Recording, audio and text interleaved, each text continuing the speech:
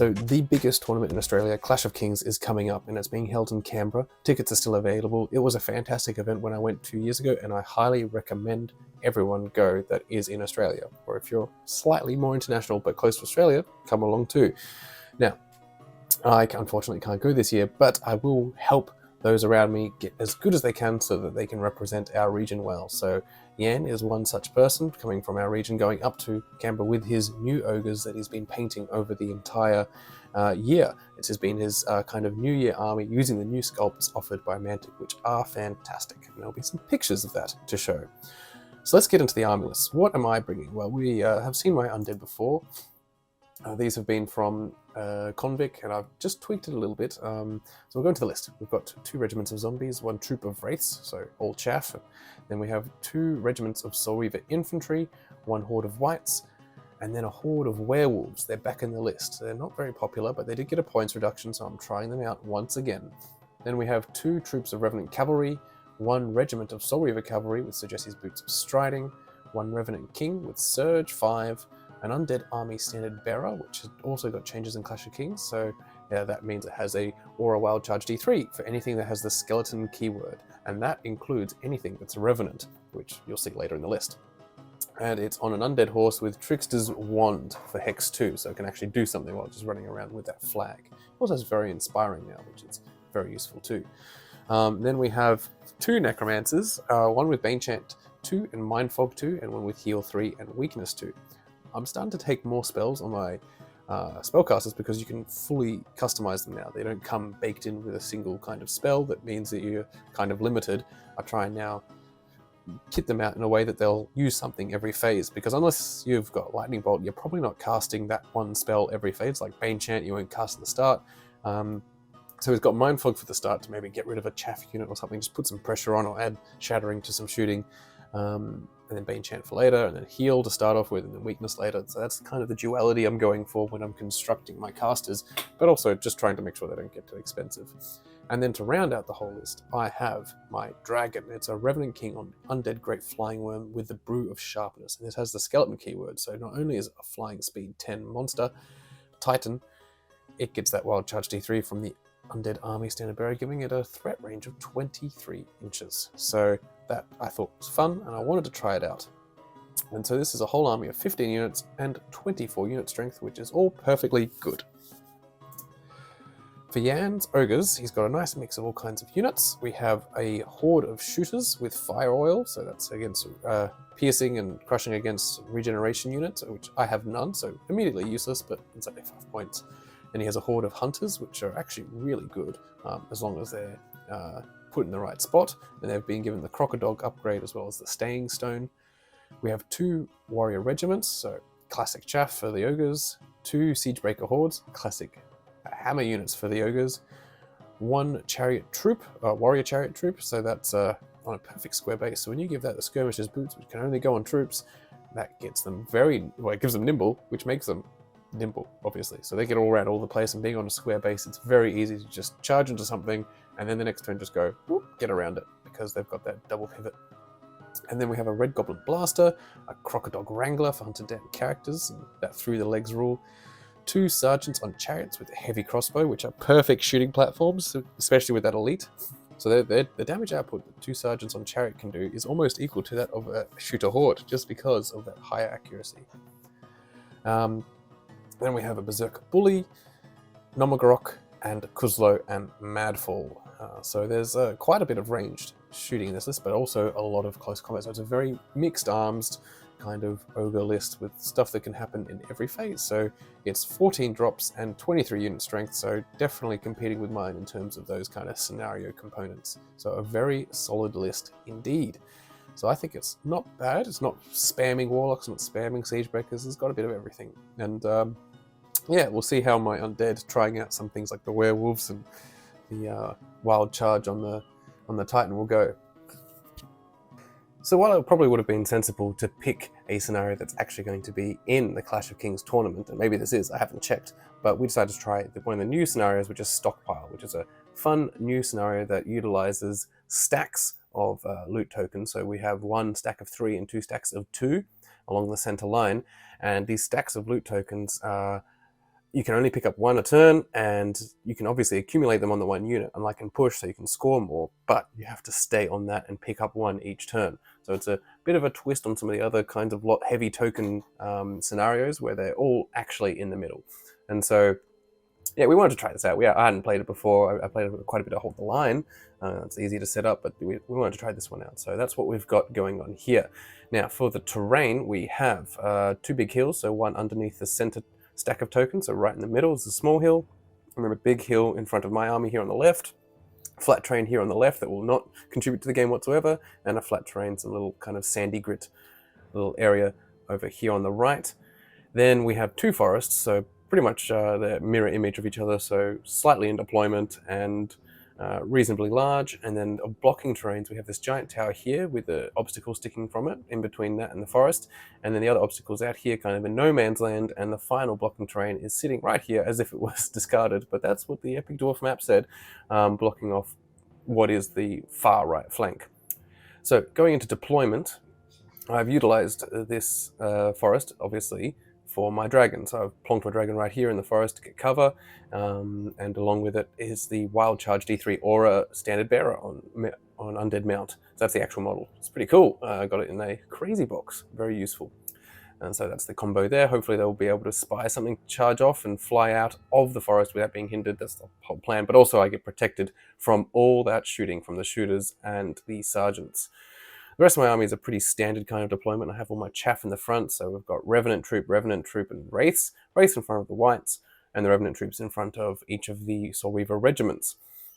And then I have my support characters around them, so there's, down here is that kind of a Hag Necromancer, so that's one of the heal and weakness, and then the other actual Necromancer model has Banechant and, what was the other one? Mindfog, that's it. And then I have my Revenant King the Surge, and then 2 zombie units over here, behind which I have the Soul Reaver Cavalry that can just kind of go at the double through it, off, and project threat onto his army.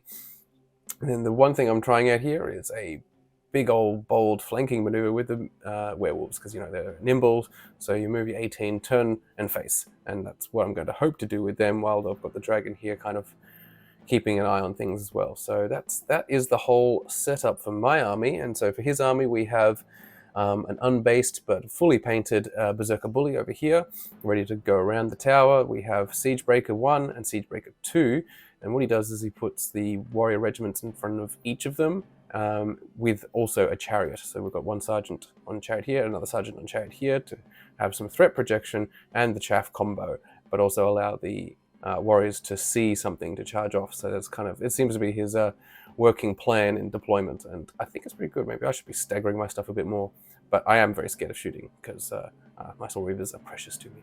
And then on this kind of middle part here, we then have behind it all, there's the Hunter Regiment, not Hunter Regiment, Hunter Horde, Shooter Horde, there's a Goblin Blaster, there's a troop, Warrior Chariot Troop, and then Kuzlo and Madful out here on the right. So that is the setup, and I'm reasonably happy with how I've done. So I've been focusing on this left-hand side because I would like to have open field, open slather for my units to do their maximum damage, because they don't enjoy being hindered. They're still very good, but it suddenly skews the numbers down a bit when you're hitting on 4s rather than 3s, and I need to be hitting on 3s, especially going into tough units like Siege Breakers. So that's why I've chosen this side versus the other, and so I can kind of use this forest as an anchor a bit, as well as this blocking terrain, so I can hopefully sweep up in a big arc. At least that's the plan, while the werewolves do something, hopefully. Looking at the army, so as I said, Ian's been painting this up very quickly, but he's been applying some speed painting principles, because normally he is a painstaking painter and really puts in a lot of effort, and he has won painting awards in our local area. But this time he's decided that, you know, he's getting a new army, he's going to paint it within a year, and he's very nearly done that. And so this is the output. And so he's gone for a high contrast between the red and the green. The red being the ogre skin, and the deep greens of the jungle and undergrowth. So just, you can see that very nicely here. It's a very nice looking army. We've got lots of then the armor metallic kind of effect. It's looking very nice indeed, and from across the table it really pops. Ian's very good at doing combinations of colors that really attract the eye, and so it's a very appealing looking army, with the only thing not being ready as stuff he's got from his herd army. So these are actually these are the hunters, but they're just minotaur models. And yeah, here's my army. We've seen plenty of this. They've been in thumbnails all over the place. But what you haven't seen, I do like my Soul Reavers and the Gallows, but it's the werewolves. Werewolves haven't been in many bat reps because they've only been used a few times and didn't do so well. But I'm very proud of this this particular unit. It's a mix of 3D prints and actual Mantic werewolves.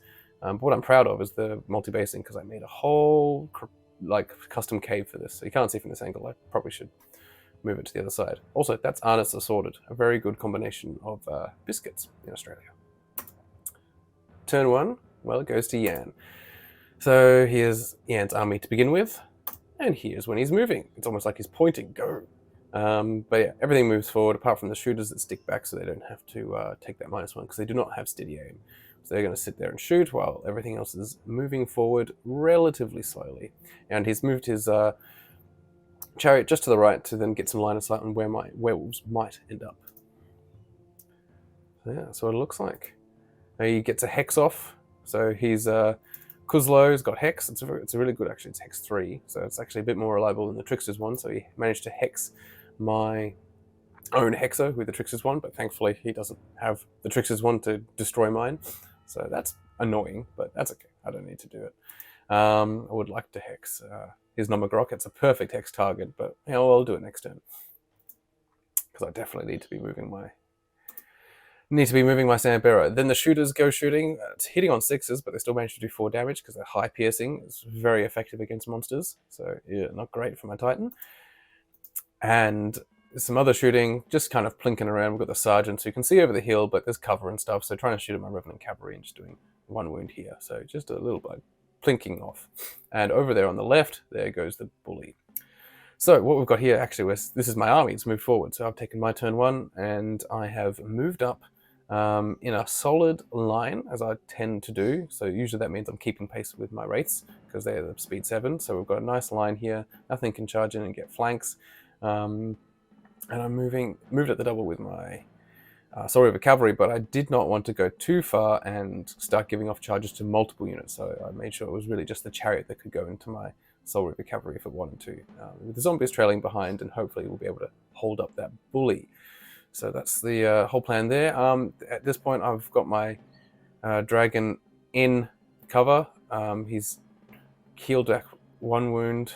That's some heal, so I got some heal on him, but yeah, so he's still pretty damaged and pretty delicate. And I'm like, oh. So I will just be carefully maneuvering him, keeping him in the forest, but wanting to put some threat on stuff. But yeah, I'm getting a bit scared to put him out there, and that's just a silly idea. I should be using him better, but yeah. If everyone says anything about any particular unit that's divisive, it is the dragon type unit. You know, the speed 10 expensive flyer that's somewhere between 280 and 350 points, because they are hard to get their value back because they don't have that many attacks. They have valuable attacks, but they don't have that many, and you need to apply them well to get value back. And my werewolves have gone up here on the right.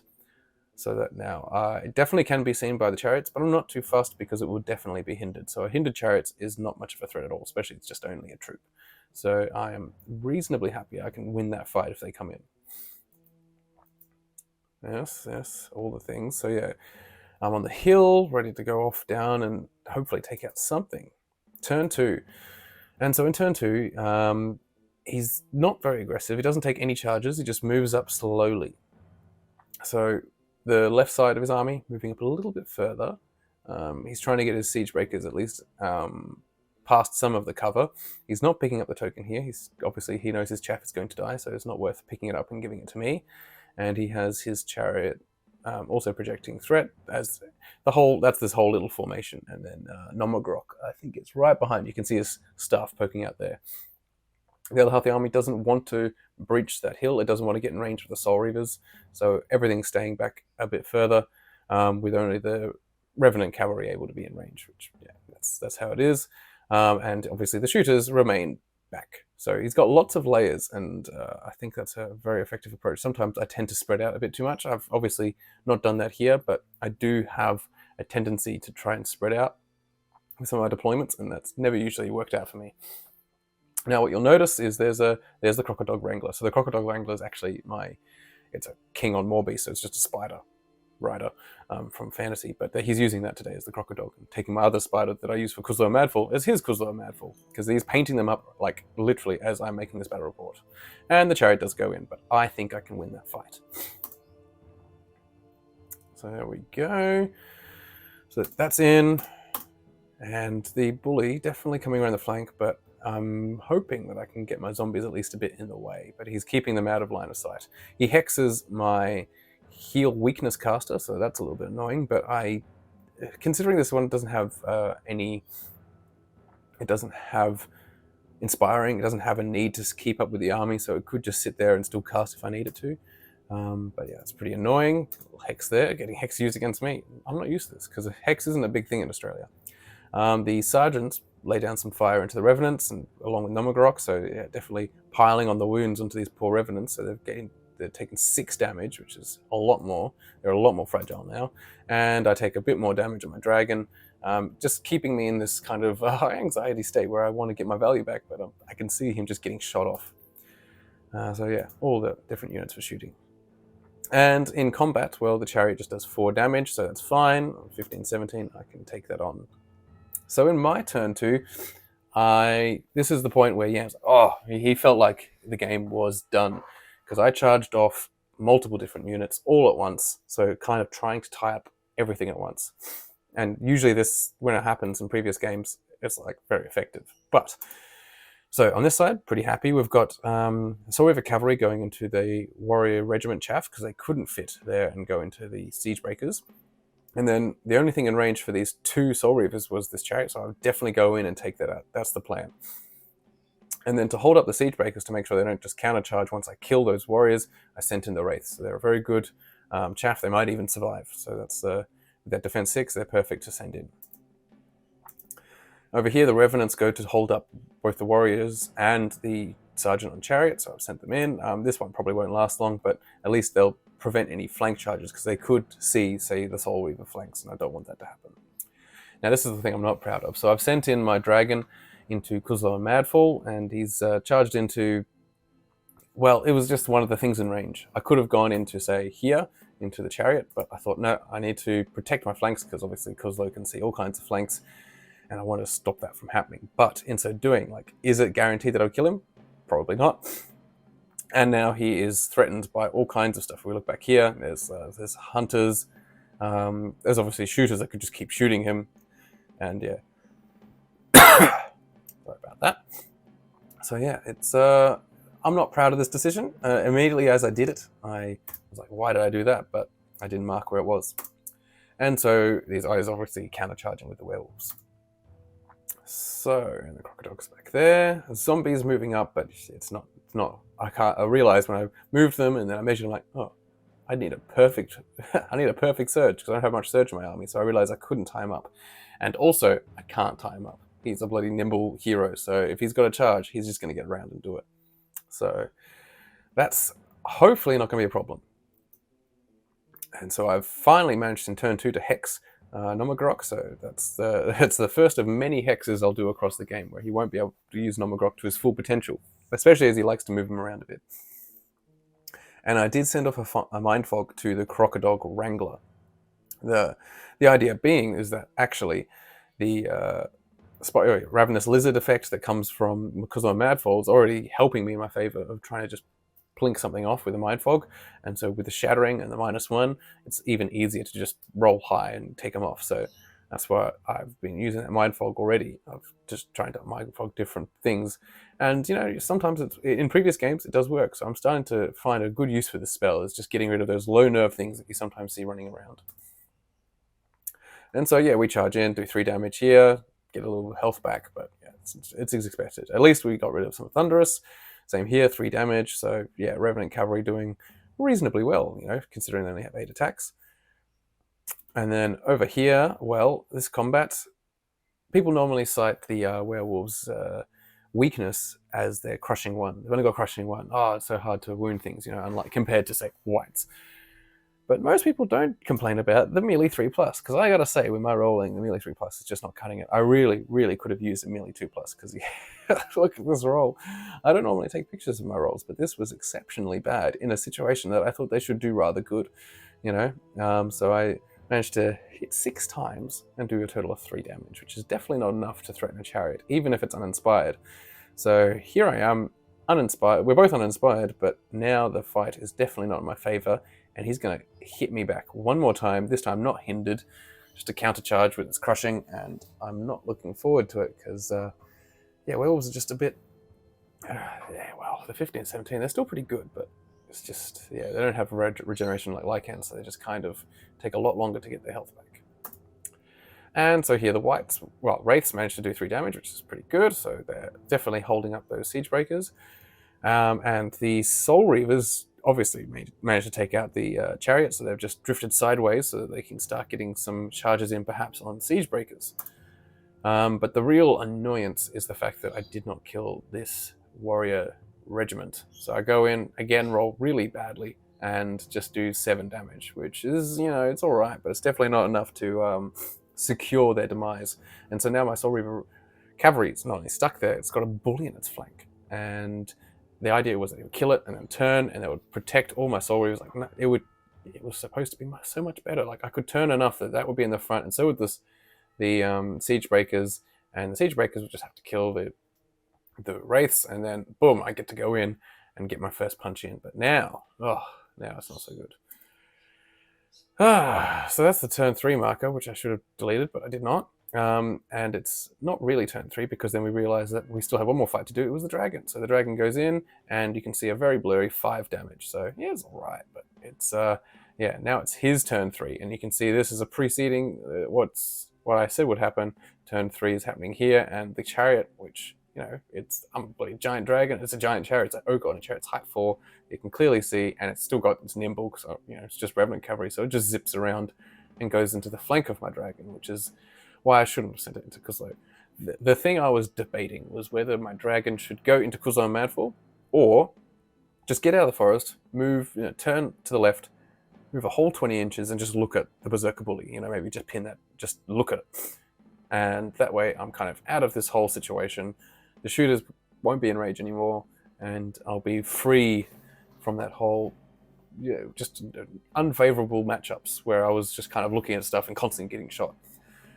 But I decided in that discourse in my mind, I was like, oh, I really should get him to combat. I really wanted to get him to combat. I felt like I was going to lose him. And so I sent him here, but he didn't kill him because he's, yeah, because I'm Madfall's got a decent amount of nerve, and the dragon's just, you know, he's only got 10 attacks, so how much can he actually do, even maximum damage? It's still not 100% guaranteed by himself. He really needs a friend when he goes into combat, and unfortunately now he's getting attacked. So yeah, that's happening in turn 3. So yes, we've got the flank from the bully into my Soul Reaver cavalry that failed in their job. So I guess you can say they earned it. And then we've got multiple charges going into my Revenant cavalry. So I don't expect them to live much longer. And yeah, so here we've got countercharge with the warrior regiment and a flank from the Berserker Bully. So siege breakers going back into the race, and yeah, so all kinds of combat. But at least my Soul Reavers are untouched, the Soul Reaver infantry. We've got a wavering token there. Wavering. Are they wavering? Maybe I rolled later. Yeah, anyway. But here, well, also the crocodile jumped in, so now we've got multiple combats into the so three combats to my poor dragon that I sent off to its death. But I did manage to get a hex off. So, oh, and that's just showing it does have the hex, but it's casting some stuff, and no, yeah, because he straight up just moved him, and then I said, oh, he's got hex. He's like, oh, because everyone kind of forgets that secondary effect of hex is that also if it moves, it can't cast. Fun tip. So now my poor werewolves that were already damaged a bit get damaged a bit more, and now they're wavered. So it doesn't take much to pin down some werewolves if they start taking damage. And so, yes, my poor rolling. I mean, definitely my generalship, sending them out here without any form of inspiring is not smart, but even inspiring won't save them from wavering. But perhaps were they accompanied by Lycanus, they might have been able to punch their way through a chariot a bit easier. And so my dragon takes a whopping 17 damage, and so it should be dead. It's -18, it's double ones now. And it is, because you can see it's these guys reformed here, and the Revenant cavalry that were once here are now also dead, having now gone up to 9 damage. because they got charged by the shooters, and these cavalry are also dead. So we get a few things reform to then face my Soul Reaver regiment. So now I have the choice of where do I send my Soul Reaver regiments, because obviously I've got some good options. I could charge the hunters, but then which way do I reform? Because the siege breakers are, along with the warriors, are capable of taking down a Soul Reaver regiment easily by themselves. And then if I charge off over here to say get the shooters by myself with one unit, it's not guaranteed that they can do it all by themselves, because you know they do have a high damage output, but still you generally want two or them and something. So I need to generally double charge something just to make sure I get rid of it. So I'm not enjoying my situation because there's no dragon here. There's no backup. The werewolves should be here by now, but they're not. And so the siege breakers obviously got out of their wraith situation, killed the wraiths, and so the wraiths did their job. They did well, but unfortunately, the rest of the army, the Soul Reaver cavalry specifically, did not get through the chaff, and so they cannot do the counterpunch. And so the Berserker Bully alone, because yes, these are wavered, did manage to do 8 damage. So that's not what they like to be. They don't like to take 8 damage because you know their nerve is not that high, but hopefully they'll survive. They do. It's all good. And so this is my turn. So what I've done is I've charged into the warrior regiment. So that means I've fully aligned, moved away from the Berserker Bully, which I've then sent the zombies and the Revenant King into the Berserker Bullies. The zombies are in the flank, so double attacks, so that's pretty good. I'm going to Bane Chant them. That should be pretty good. See how that goes. Over here, well, I decided, yes, I needed to go into the Hunters, because you can't send in one Soul Reaver regiment into Hunters, because they've got Ensnare. So you know you have to send in 2 to kill them. And then how I reform, well, we will see. I have to have at least something facing the Siege Breakers. And then the Whites are finally going in to take out the Ogre regiment. So this is a warrior regiment to get rid of some chaff. And so I'm still feeling pretty good. I just need to kill some of this stuff over here and then just weather the return, which would be all kinds of different things that are facing my way. Except the blaster. The blaster's just facing the wrong way, and Yan was always like, oh, why am I putting it this way? And so yeah, we got all these units that are facing off, and not looking forward to that. So my werewolves are just stuck here, unfortunately, and so yeah, not much I can do about that. I'm just going to take a charge. Yes, just to remind everyone, it's wavering. Wonderful. I do get a Mind Fog off on this chariot because it has taken some damage. It's got the Ravenous Lizard aura, so I'm just like, maybe I can take it out. And I do cast a Hex on the Grok, and that is to show that I got weakness there. So that's a weakness card, which I'll show later. Now, the Mind Fog was actually useful. We've got a wavering on there, so now I've at least held back one of the flanking units, which is definitely probably the most dangerous of these 3, is this Sergeant on Chariot. And yes, I did get weakness off from the Siege Breakers, so whatever the Siege Breakers go into, they're going to be a little less effective. And so, I do manage to finally kill the Regiment of Warriors, and I can turn, as originally planned, to face the Berserker Bully and the Siege Breakers, which is not so good now that I've got 6 damage on me, which wasn't originally the plan, but, you know, this just seems to be the situation. Over here, I do only 3 damage with the flanking zombies and the Revenant King, which is far below what I was hoping for. Expecting, but hoping. I was hoping to completely take it out and, you know, jog on, kill them, and just, yeah, we can't waver him, so you really have to kill him. But when you've only got zombies, they're probably not going to do the job. Over here, I do kill the Hunters as well as the Warrior Regiment with the Whites. So the Whites did roll forward a bit, and the Soul Reavers, one is facing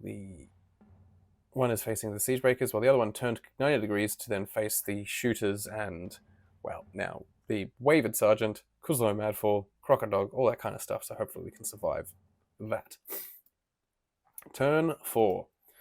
So in turn 4, he charges in with his Siege Breakers, so in they go hindered, so hopefully I'll survive, but the Berserker Bully deigned not to attack my already damaged my cavalry, so I decided to just ignore them and go into a flank of the Whites, which is probably a smart idea because the Whites are completely untouched and very dangerous.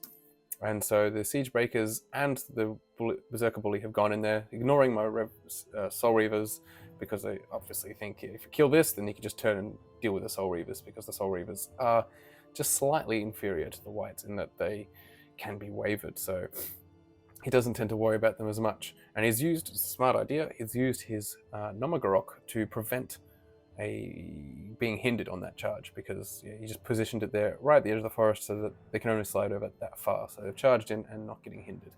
So this is where I probably shouldn't have.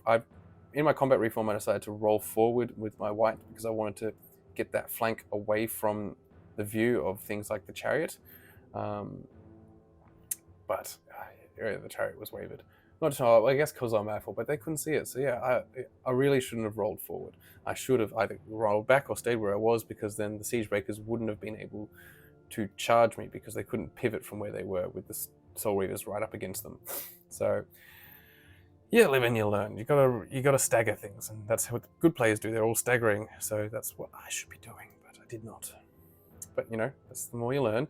And so instead of charging any single thing in, because none of these units are particularly exciting in combat, he's decided to shoot a lot. So obviously this guy's got his thrall, the blaster's got shots, and the shooters have amazing shots. So they'll definitely be able to get through my armor and put some damage on, and then whatever I get to charge, he is not too worried about it. And the chariot continues to pound and grind down my poor werewolves. And they succeed. Just a few more damage even was all it took, and now they're gone. Over here, the crocodile is now measuring to see where it can go, and yes, shooting, managed to do 6 damage to my Soul Reavers, but that's okay, I can handle that. Over here, the white's definitely gone, can't handle a flank from Berserker Bully and Siege Breakers in the front. So that's not great, I really should have moved it back. And the Soul Reaver cavalry are now wavered from their bashing by the Siege Breakers, so not a good situation. So in my turn, I then charge in 1 Soul Reaver regiment here, manage to Bane Chant them, so hopefully they can get through that Siege Breaker armor. So that's pretty good, and I get 6 damage in and manage to waver them. So now I'm in a pretty good situation, but wavering is not the same as killing. It means I'm stuck here, about to get flanked again by Berserker Bullies. This Berserker Bully is having a wonderful time just flanking my entire army. All the hammers just like flank, flank, flank. He's covered a very long distance, just going into the sides of my units, which is not where I usually like my Berserker Bullies, but I don't really have anything to stop it. So this is where maybe something like a vampire or something would be good, because it can actually get in the... It wouldn't be able to stop it, but it could definitely put a dent in it and keep chasing it down, because the vampire is equally as fast and an individual, so can always be charging off. The other Soul Reaver infantry, I kind of took a look at the different units, and I was like, oh, I could go into the shooters, but the shooters are undamaged, so pretty hard to just pop them and then turn. Whereas this guy is very damaged, this chariot, so I'll go in here and I'll definitely be able to at least take that out and then face the shooters. I did do a lot of damage, but I rolled double 1, so I am now stuck here, ready for a flank from, and a rear from all kinds of things. Terrible situation. Turn 5. And so the Soul Reaver cavalry will just continue getting ground down. The Soul Reaver infantry, well, they did manage to avoid being hit by a Berserker Bully, but it's only because, again, the Berserker Bully saw something better. You know what he saw? He saw a rear of some poor Soul Reaver infantry that rolled a double 1. So he's gone off to go ruin their day. And instead I have, because they're Madfall in the rear, and a blaster in the flank. So, yeah, so blasters in the flank is exactly what where you want your blasters, because blasters are typically just the 3 attacks can always whiff, they can miss a lot. It's too variable, but the more you get, when you get that flanking attack, they get really devastating. So watch this space, because there'll be a crater in it. Yes, there's the Berserker Bully into the rear of my poor Soul Reavers. So the Soul Reavers are really getting pounded from misuse. And the crocodile has spied my undead standard bearer and gone off to destroy it, because he's very sick of me constantly hexing his 𝙤𝙧𝙚𝙚. And fair play, I understand. And so yes, the chariot's slowly coming in. These Soul Reavers have died. Again, they were undead, and now they're dead. So yeah, 1 Soul Reaver down, 2 Soul Reaver down, not even that much damage on them, but enough, and Soul Reaver cavalry down. So that's all my hammers have gone in the space of 2 turns. And all I have left are these 2 zombie regiments, untouched, but they don't need much. It won't take them long for the Siege Breakers to get through there. And yeah, so that's it. Turn 5, it all went south really quickly. That's because in each situation, things just... I probably just gambled a bit too high in some cases, where I needed multi-charges perhaps to do things. You know, I've learned a bit from this, and maybe what I need to do, for instance, is make sure that the werewolves, for instance, have an item on them to improve their damage output, be it maybe elite or full-on crushing.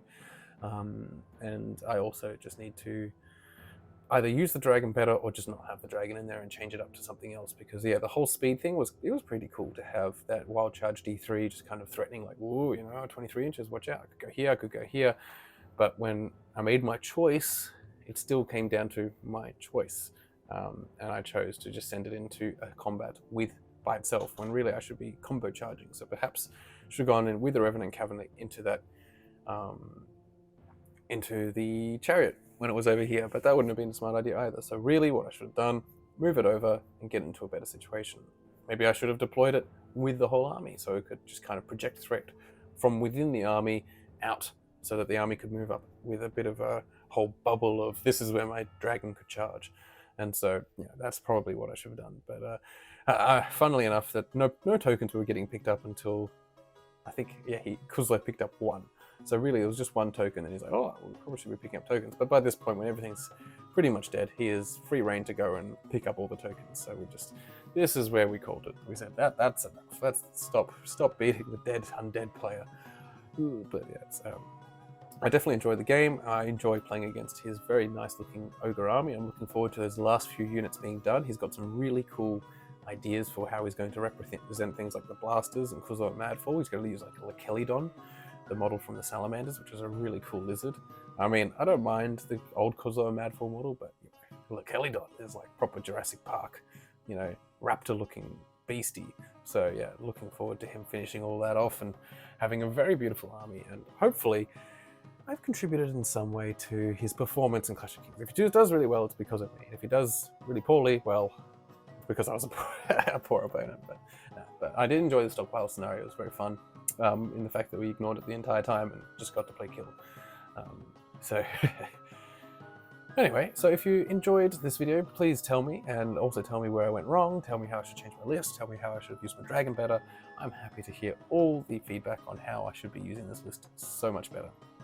And so yeah, this is just a quick battle report, and hopefully I'll have some more from a little games dev coming up. But until then, keep caffeinated.